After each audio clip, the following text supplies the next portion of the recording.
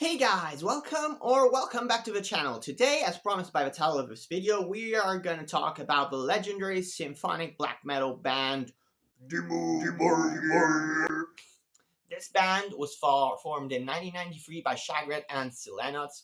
And jokes aside, the Dimmu Borgir jokes and the fact that they are not considered true by the black metal fans, this band has released some incredibly good music, and to many people, they were a gateway band into extreme music and extreme metal and black metal, including myself. Because, back when I was a teenager in my late teens, I wasn't that into extreme metal at all. In fact, I could not listen to harsh vocals. I didn't like them at all. Yeah, sure. I was listening to Slipknot, but in terms of vocals, that is more of screaming. I'm talking more about the typical harsh vocals in black metal and death metal. I could not stand them at the time, and I couldn't get into those types of music. But Dimmu Borgir was the band that opened up this new entire world, and that happened when I saw the video for the Serpentine offering back in 2007 when the album In Sorte, Diaboli was just being released. And that song had a big impact on me. That video was so cool. I remember it so well. I instantly fell in love with that song, and then I listened to Progenies of a Great Apocalypse, and one day a friend of mine gave me the album Enthrone, Darkness Triumphant, and I must say, upon first listen, and usually I'm one who needs a little bit of repeated listens to get into a band, but in that case, when I listened to Enthrone, Darkness Triumphant, at first listen, my jaw dropped, and yeah, this band became for quite a while an obsession, and I bought all of their albums, and slowly but surely I got into other bands in black metal, in death metal, stuff like Immortal, stuff like Satyricon, stuff like Behemoth, Flesh God Apocalypse, and so many others. But I have to give real credit to this band, because without Dimmu Borgir, I don't think that I would have arrived to the place where where I'm wearing a Lorna Shore shirt. But aside from that, let's get into the ranking. Now, before we start the ranking, a quick premise. I'm gonna talk about the 10 Dimmu Borgir albums that have been released in studio, and yes, they are 10 because I'm gonna include both versions of Stormblast, the one released in 1996 and the one re-recorded in 2005. And it's only fair because the two versions are very different. As you know, due to copyright reasons, there are some songs missing on the re-recorded versions, but there are some other songs that are added. Some song structures have been changed. Some keyboard parts have been taken away. So to me, they are two very different albums, and I want to talk about them separately. So without further ado, let's go on with my least favorite Dimmu Borgir album. At number 10, we got Abracadabra, released in 2010. First album after their split with Vortex and Mustis. And I must say, this is a bad album. It's very, very underwhelming. It's overly symphonic, overly pompous, overly big, not enough weight on the guitars, and it's just an album that lacks good songwriting. Gateways would be a good song if it weren't for those terrible female vocals, those terrible screeching female vocals. I think that collaboration Dimmu Borgir had on Gateways with that female artist. I don't remember even her name, but it's one of the most terrible collaborations I've heard in metal. Aside from that, there's the chanty and sing-alongy Dimmu Borgir, which is okay.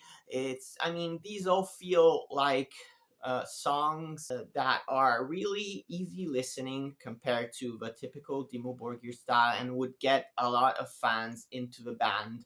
But sadly, I think that was the intention probably, but sadly, the compositions are not good at all.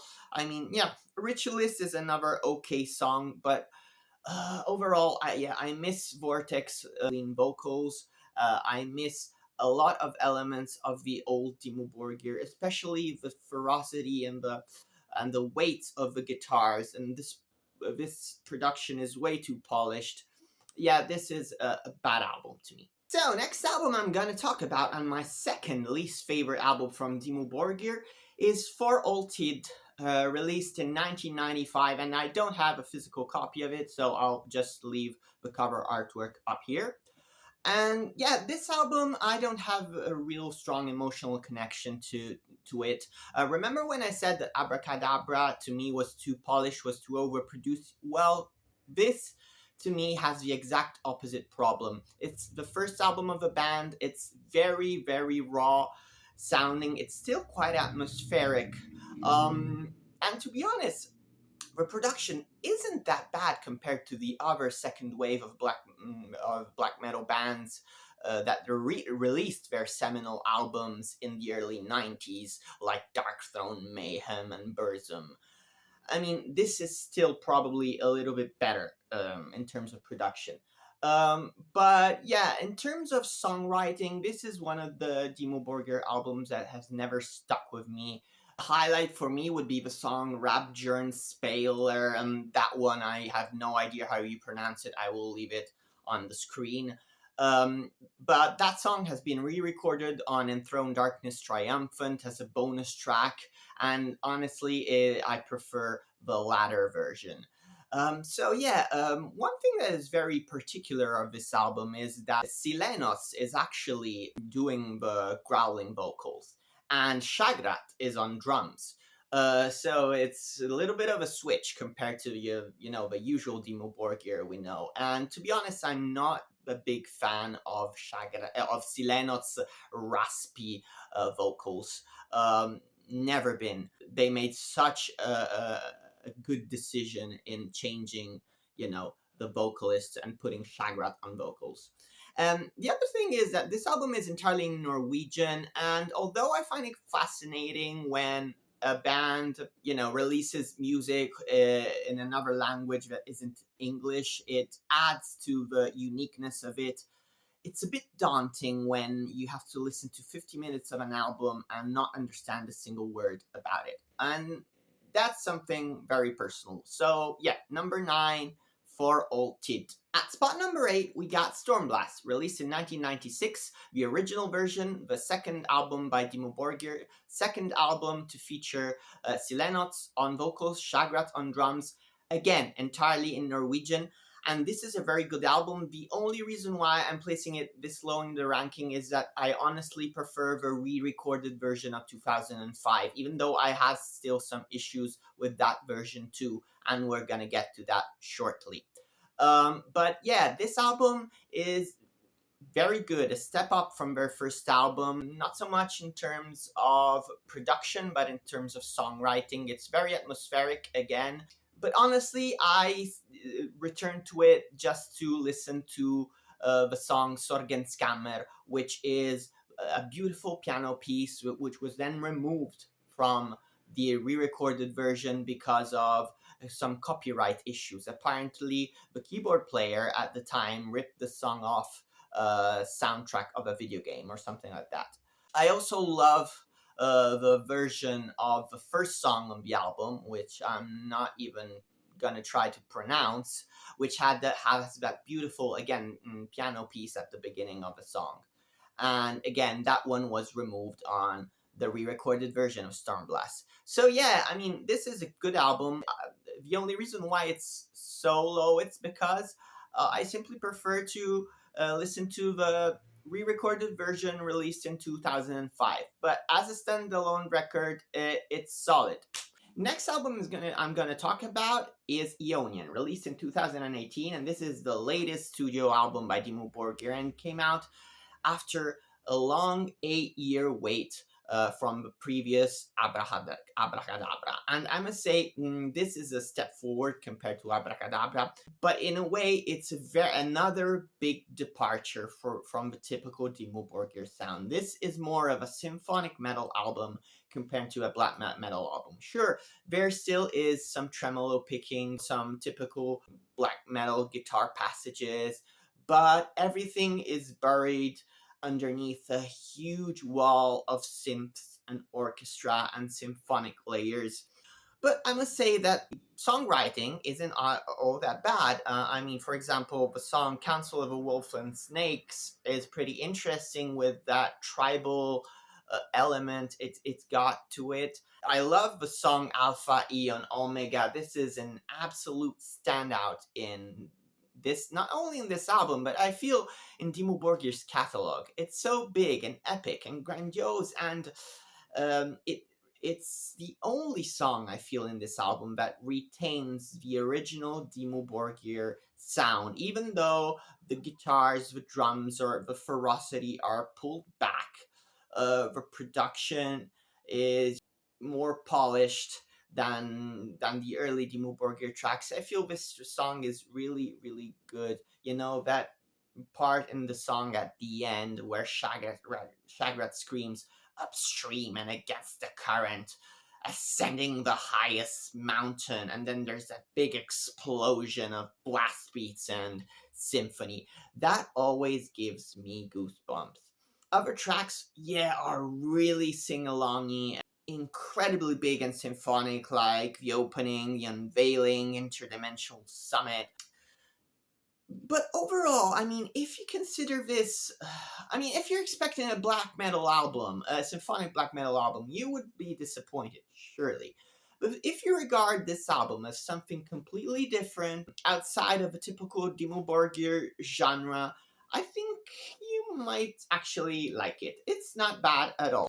We've arrived at position number 6, and honestly, these 6 albums to me go from great to amazing, and they are the reason why I love this band so much. But at position number 6, I'm gonna put Stormblast, the 2005 version, the re-recorded version 2005, and weirdly enough, with this album, they chose to strip away all of the keyboard parts, making this album atmospheric, but more guitar centered. It's got all these icy riffs, and it's very centered on guitars and drums and vocals. That being said, this album is very good from a compositional point of view. The songs are really strong, as they were on the original version, but here I think they are better. They are punchier with a way better production, even though they lack maybe some of the original atmosphere that they had.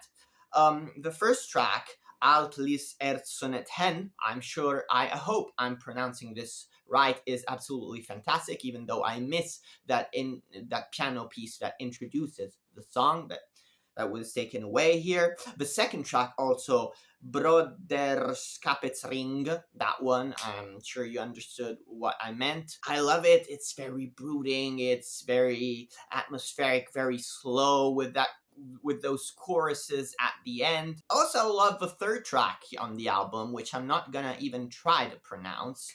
But I love that section where you have that piano piece and that explodes in that ferocious blast beat. It's really beautiful. And another highlight of this album is the title track, Stormblast. I also have to mention that the original song Sorgenskammer here was replaced, and was replaced with another song which was weirdly called Sorgenskammer Part 2, and I was a little bit confused at the beginning, but basically it's a song that substitutes that original piece, which was mainly an instrumental piece, and this one is a fully fledged song, and it's a great song. I think it also was the first single of the album, so it's a song that they composed entirely for this album. Dodsverd is another great one, and also here they have a bonus track called Amkas. Again, It's really hard to pronounce it, but I'm gonna put it on the screen.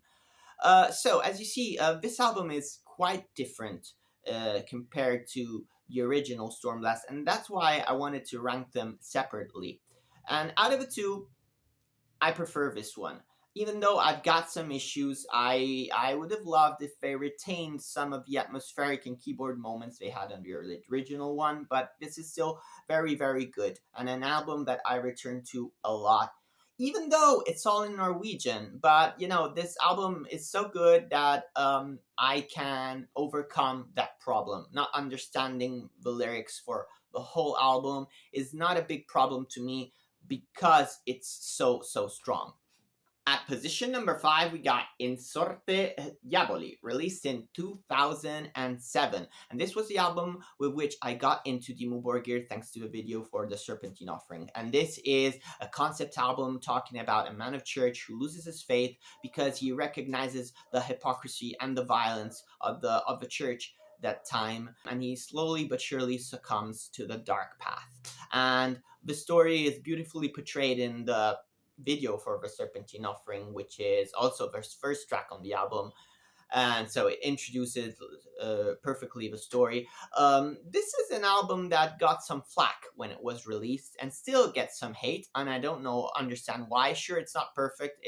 It's got some flaws in the track list, but it has so many amazing tracks, starting from the Serpentine Offering, which is one of the greatest Dimmu Borgir songs ever. I love all the Vortex parts, the clean vocals by Vortex in this album, but especially on the Serpentine Offering, when he comes in, it seems like a beam of light shining in a world of darkness.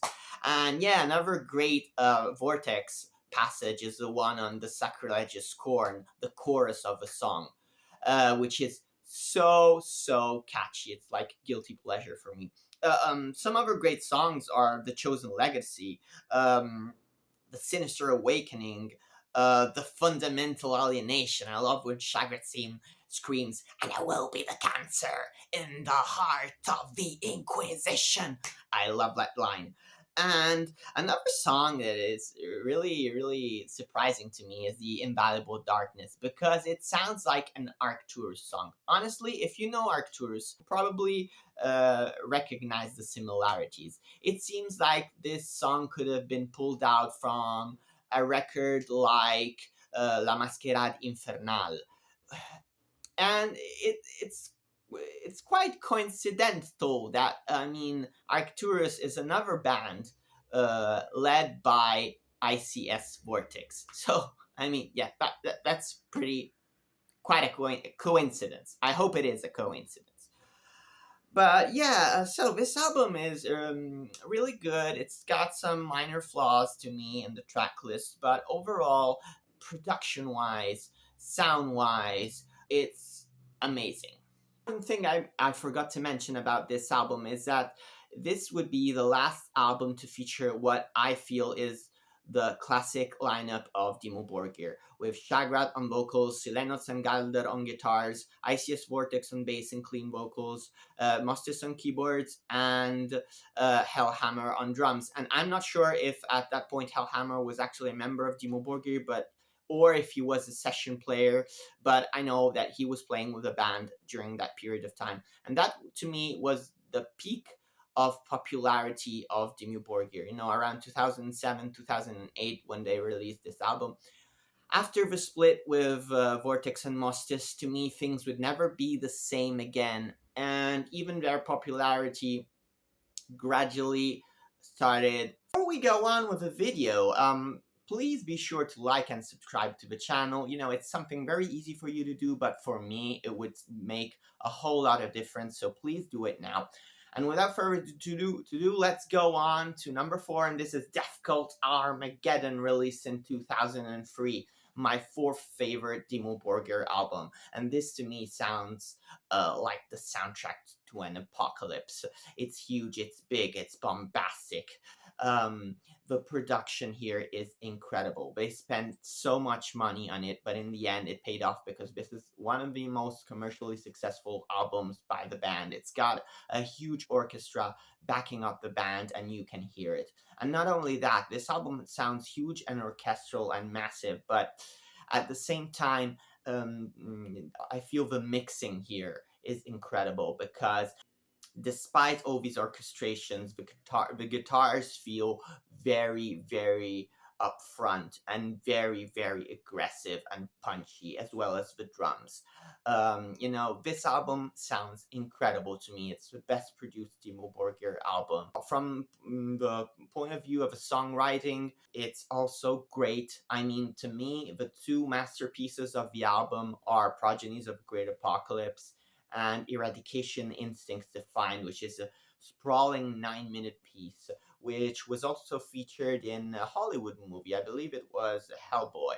And it got that massive introduction, symphonic introduction. Bam, bam, bam, bam, bam, bam, bam. And I remember when I heard this album for the first time, I swore that I had already heard, that symphonic introduction before, and I probably heard it in the movie. Somewhere. But yeah, this is also the moment in Dimmu Borgir's history, and this is the beginning of the 2000s, where they like to incorporate a lot of thrash metal influences in the songwriting, especially in the guitar parts. There are a lot of thrashy riffs accompanied with that typical black metal style and black metal feel, and all those blast beats.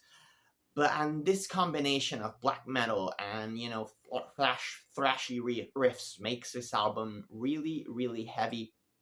There are some incredibly aggressive takes here, like Lepers Among Us and Vrdsbrud, um, the song in Norwegian. Another one of my favorite songs here is the other song in Norwegian, which is track number 8, which is A Legends Dod I Helfsreich. Again, I apologize if I pronounce this incorrectly. Cataclysm Children is another standout. Vortex, as usual, has some incredible moments, especially on Progenies of the Great Apocalypse and A Legend Dod I Helfsreich, the other song in Norwegian. And on the whole, I think this album is interesting. It also has some more industrial, atmospheric elements in which the band are playing with sounds outside of their comfort zone, like in the song Blood Hunger Doctrine, which is very sinister. Yeah, I feel the last two tracks, Unorthodox Manifesto and Heavenly Perverse, could have been cut off, honestly. Another song that isn't great is For the World to Dictator of Death, but the rest of the album is really, really good. Really, really good, high quality Dimmu Borgir album with two of their amazing masterpieces, which are, again, Progenies and Eradication's Instincts Defined. Amazing album. So we've entered the top 3, and my third favorite Dimmu Borgir album is Spiritual Black Dimensions, released in 1999, and this one, production-wise, is a really weird one, because it feels as if the band has recorded this album in a dungeon. The production here is very echoey. It's as if you're hearing the musicians from the distance, you're hearing Shagrat's voice from the distance, and yeah, it is weird, but at the same time, to me, it adds to the mystical element and the mystical quality of the sonic experience that we're having. And not only that, the tracks here are really, really good. Now, in this album, ICX Vortex is doing some bass parts and he's doing some vocals, but I think that at this point he is still a guest and not fully in the band. But he is on this album, and the tracks that he is on are phenomenal. Like, for instance, the opener, Reptile, which is absolutely brutal, but has that incredible vortex clean singing line in the middle. And another great one is Behind the Curtains of Night Phantasmagoria, which is so crushingly brutal. It's just a straight black metal piece that rips your face off. And on the other hand, a more melodic moment is Dreamside Dominions with that incredible keyboard piece, which reminds me a little bit of In Death's Embrace in terms of, the structure and the feeling of the song. But, to me, the great masterpiece of this album, and probably my favorite Dimmu Borgir song of all time, is track number 7, The Insight and the Catharsis. And this is a 7+ minute piece which goes through so many different, changes in moods and in style. It's like probably Dimmu Borgir's progressive piece. And there's a moment at the end of the song which I absolutely love, where everything opens, the sounds opens. There's this great keyboard part and this spoken word by Shagrat, who says something like, "In the essence of purity lies wisdom. Join the forces, the spiritual black dimensions," and then an amazing solo comes in. Yeah, great, amazing songs. Another incredible songs is The Promised Future Ions, um, United in Unhallowed Grace. The first part of the album is really good. Yeah, maybe the last two songs I'm not a huge fan of, and that's it. That is why I'm putting the other two albums above this. But overall, Spiritual Black Dimension, very good album, incredible album.